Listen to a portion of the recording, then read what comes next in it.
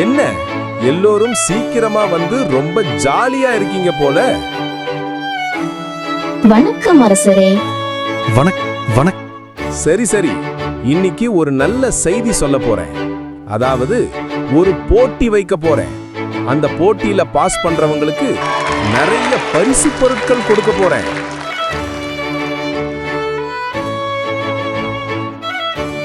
எல்லோரும் பக்கத்துல வாங்க. என்ன போட்டின்னு சொல்றேன், கவனமா கேளுங்க.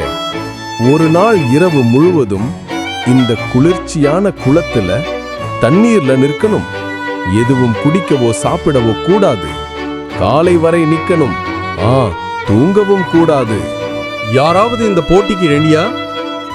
ஓகே, நான் ரெடி. Very good. இன்னைக்கு இரவுல போட்டி நடக்கும்.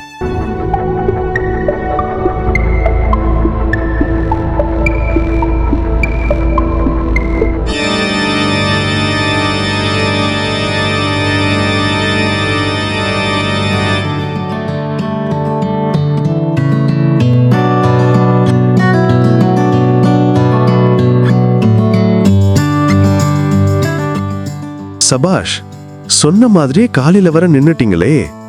ஆமாம், உங்களுக்கு குளிரவே இல்லையா? இல்லையே. அதெப்படி? நான் அந்த லைட்டை பார்த்துக்கிட்டே நின்னுட்டேன். ஓஹோ, அப்படியானால் நீங்கள் அந்த லைட்டிடம் இருந்து வெப்பத்தை பெற்றுக்கொண்டு நின்று இருக்கிறீர்கள். ஆதலால் நீங்கள் வெற்றி அடைந்ததாக அறிவிக்க முடியாது.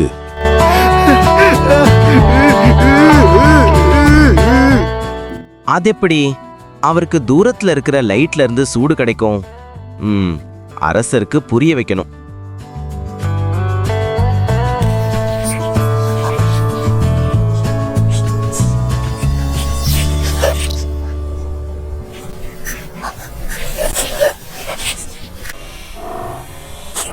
அமைச்சரே, என்ன செய்றீங்க? சோறு சமைக்கணும். தீயும் பானையும் இவ்வளவு தூரத்துல இருந்தா பானையில எப்படி சூடு வரும்? அரசே, நேற்றைக்கு குளத்துல நின்னவருக்கு தூரத்துல இருந்த லைட்ல இருந்து வெப்பம் கிடைத்ததுன்னு சொன்னீர்களே, அப்போ ஏன் எனக்கு சமைக்க முடியாது?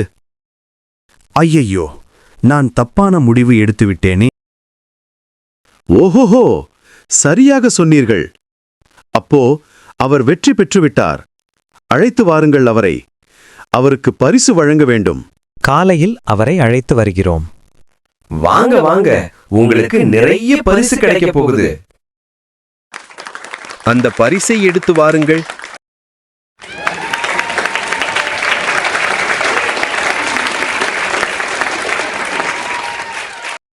முயற்சியும் நேர்மையும் இருந்தா வெற்றி நிச்சயம்.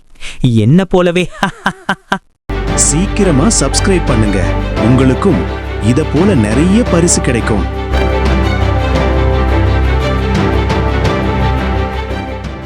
லைக் பண்ணுங்க, ஷேர் பண்ணுங்க, மறக்காம சப்ஸ்கிரைப் பண்ணுங்க.